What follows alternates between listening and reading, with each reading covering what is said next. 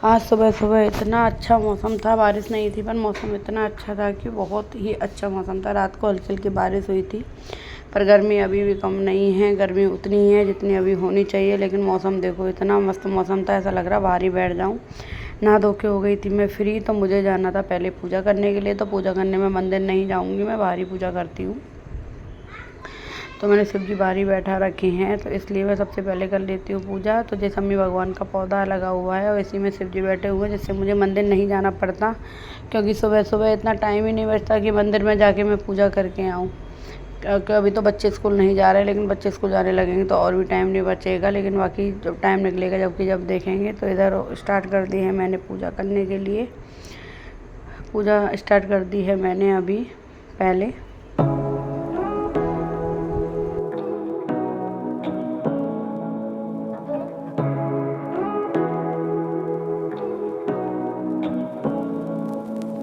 Say what you wanna say to me now.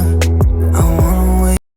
तो पूजा के बाद में मैं आ गई सीधा किचन में, और मैं नहा धो के पहले ही रेडी थी। तो ये देखो मैंने चने भिगोए थे कल, तो मुझे चने की सब्ज़ी बनानी थी। तो वो थोड़े ज़्यादा ही थे, तो मैंने सोचा फ्रिज में रख देती हूँ। सब्ज़ी भी नहीं बनाई थी मैंने, तो फ्रिज में इतना मतलब मौसम ठंडे की वजह से ना सारे चनों में बर्फ़ जम गई थी। उसको मैंने धोया फटाफट से। फिर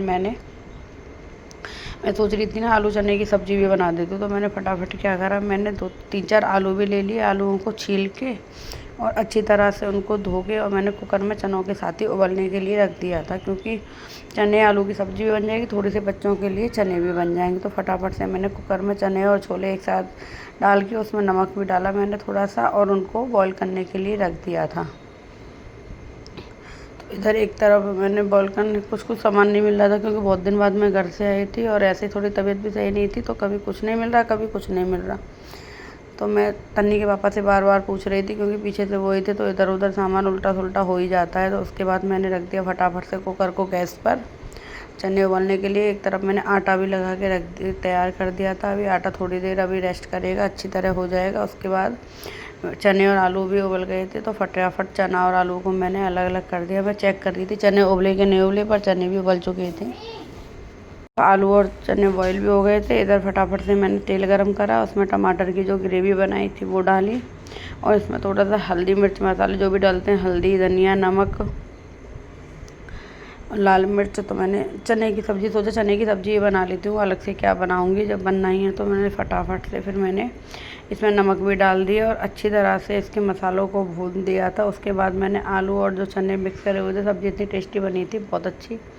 तो ये मैंने फटाफट से कुकर खाली करके कुकर में ही चढ़ा दी थी। तो मैंने सोचा थोड़े से चावल बना लूँगी बाद में, लेकिन शाम को देखते हैं क्या बनेगा। जब देखेंगे तो मेरे को चने आलू की सब्ज़ी के साथ में चावल अच्छे लगते हैं। तो फटाफट से फिर मैंने रोटियां बनानी स्टार्ट कर दी थी, क्योंकि तन्नी के पापा की पूजा हो चुकी थी, उन्हें जाना था ड्यूटी। तो फटाफट से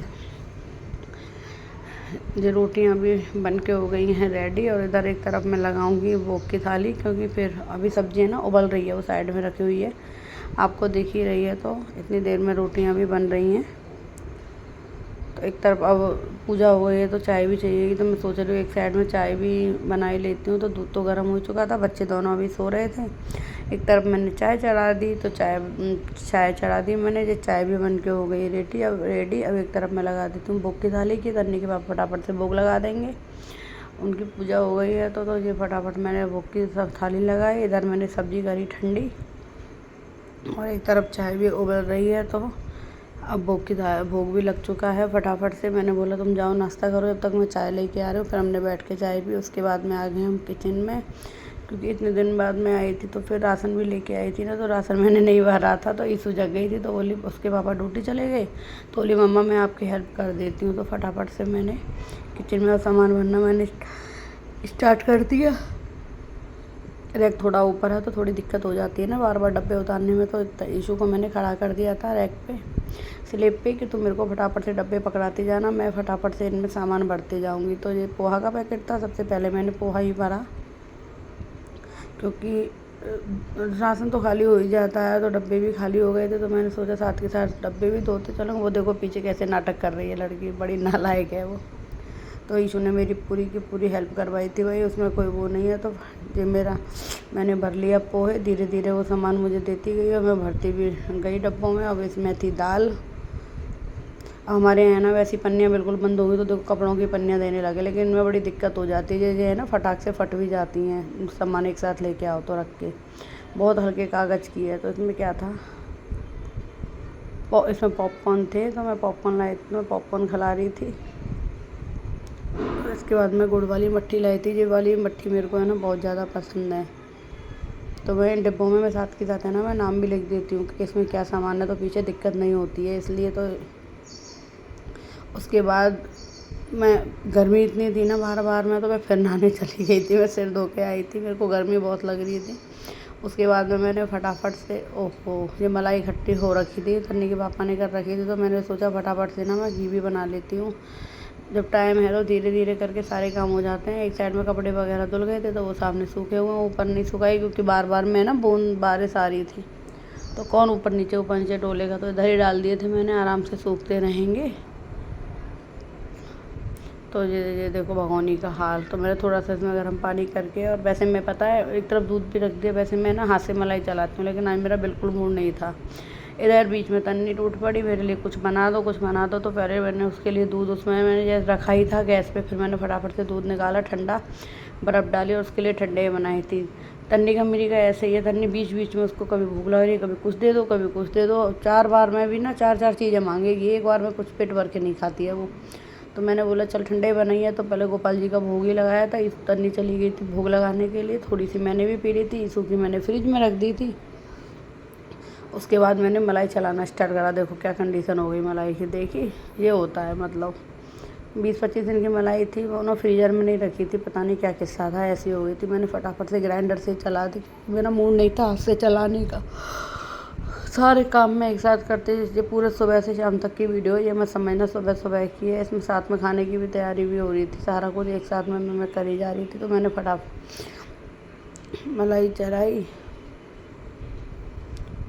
ये देखो ये वीडियो उनके लिए जो सोचते हैं ना कि लोग अकेले रहते हैं तो उन्हें काम ही नहीं करना पड़ता, लेकिन काम सबको करना पड़ता है। अकेले रहो या फैमिली के साथ रहो, काम सबको ही करना पड़ता है। फैमिली के साथ में भी कोई ना कोई मिल के करवा देगा, लेकिन जो अकेले रहते हैं ना उनको अकेला ही करना पड़ता है। तो ये मट्ठी थी, अब मेरा मट्ठी खाने को मन हो गया, तो मैंने फटाफट से चाय बनाई, अपने लिए बनाई थी, तन्ने के लिए बनाई थी।